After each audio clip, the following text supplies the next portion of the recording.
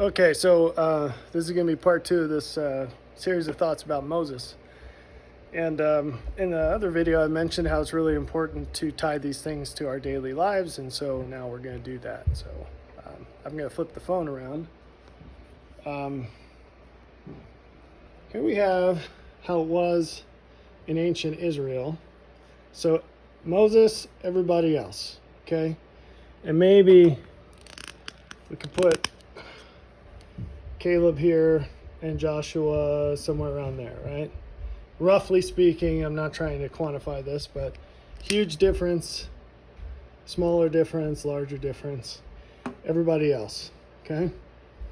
And so what I want to talk about right now is this idea of gospel egalitarianism that we have in the world today. So we have this system. It doesn't matter what church you belong to or go to or came from. The model is that it's one of two things. One, it's everybody's the same, and we take one from our midst to make them the pastor because they feel inspired to do that or whatever, and now we're going to pay them so that we can all have normal lives and they can take that burden on themselves like some kind of inverse scapegoat. Then the other model is the authority model, where so-and-so ordained so-and-so, and here we are today with this person who has this congregation and some special authority. But that authority is without any signs. There's no power in it, but trust me, if you do what they say, you'll go to heaven, right? Those are the two models. And I want to focus on the first one a little bit. So coming back to this, basically what that looks like is there's no Moses today, so this is where we all are. One of us is the same as any other, and so we can all just have our best idea about how it goes, and we all read the same scriptures, we have different ideas, and that's that. We'll see how it goes in the afterlife. And so not surprisingly, there's not much faith in that because there's not much reason to believe anything more than anything else. So now I want to talk a little bit about the end times. So there will be a Moses figure in our day. And instead of reading scriptures about this and making a case for that, I'll leave that for another time. But I want to describe how this works.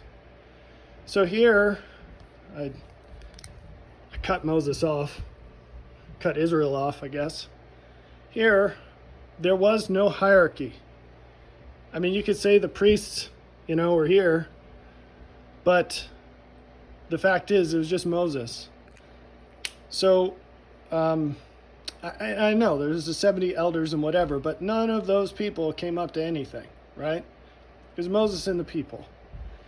This is actually one of the reasons why Moses failed to build Zion. Now, it's not his fault. He did what he was told to do, and there was a reason for God to do it that way. And he was a faithful servant in what he did. And his ministry is not over. It will continue in our day. Again, topic for another day. But I want to talk about this. This is how Zion will be built, in a hierarchy. The ... dots here means I'm not drawing the lines under this because there'd be too much. So this is just going to go on. And basically what happens is you don't know what this looks like because holiness is hidden. But if we erase Moses over here and we were to draw that distribution of people, which I have a better drawing of this, but this will do for now. You see lots of people here, so that's my squiggles are, I'm not drawing that many stick figures. And then it thins out very rapidly, and that's what you get, okay? So this is light, and this is number of people. Got it? There you go. Okay? So the problem is you take these people and you mix them all up and you scatter them through the earth, they will not be organized like this, and they will not be organized like this. This might be the guy at the grocery store. This might be your next door neighbor. This is some dude in Nigeria. This is, whatever, whatever, whatever. They're all scattered. And so any slice of people is actually, I'll switch colors, is actually going to be something like, this needs to be more narrow, but you get the point. If that, was this pink? That pink box is going to be like the people you know. And actually, more accurately, it's going to be like the, like this. Sorry to butcher my own drawing here, because these people are so rare, odds are you don't even know one. Okay? Could talk more about that, but I'm just trying to hit you with something hard and fast here. Okay, so this is how it will end up, but it's not how it is. Because when this happens, these are all people, and sometimes there's a bunch of people in one of these nodes, but these are relationships where you know somebody, and we'll leave it at that, okay? It's knowing someone. So these are people knowing each other. This is the end result. That's what there is. This is the end result. I described what there is now. So how does it get from how it is now to this, given that? Well, wherever you are on this is you. This looks like some kind of weird Southwest cave painting, but just bear with me. These are your options in any moment. This is the very best thing you could do. Everything else leads you away from God. That is a point worth describing in more detail, but I'm not doing that right now. These things below the line lead you strictly away from God because they move you backwards. There should be arrowheads on these. These things sort of lead you towards God, but not as directly as you could otherwise go.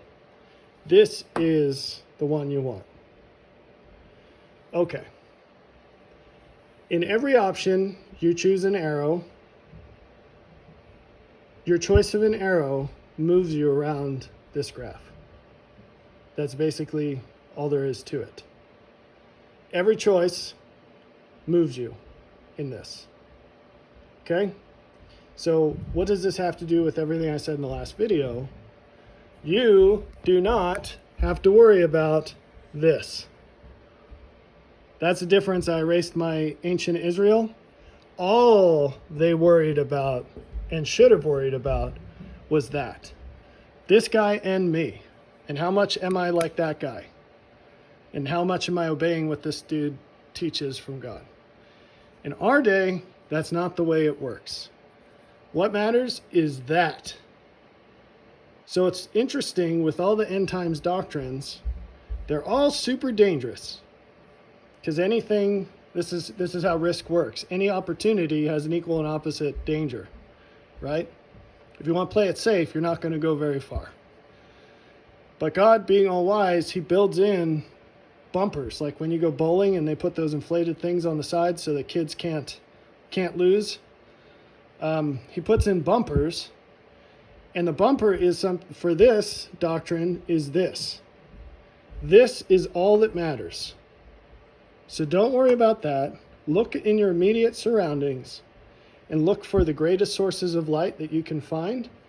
And that is holistic. Scriptures, God's revelation to you, your job, your family, and any other resources you might have, like books that people write or videos people put on YouTube or whatever else. And in all things, your decision space is everything right before you. It's not these grand mysteries. It's what are you doing today and why? And tomorrow and the next week. So this one's going to clock in under 10 minutes. I've given you a lot to chew on here, and intentionally so. I'll lay these things out in much greater detail in books, but I'm giving you tidbits that can help you progress a lot further in less time. And now we're over 10 minutes.